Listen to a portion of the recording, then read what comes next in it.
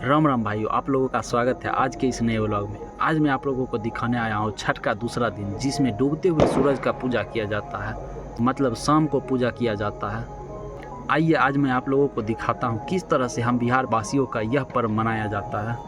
यहाँ देखिए, पूजा का तैयारी शुरू हो चुका है। आज घर के सभी सदस्य एक साथ मिलकर पकवान, लड्डू और भी कई चीज़ बनाते हैं।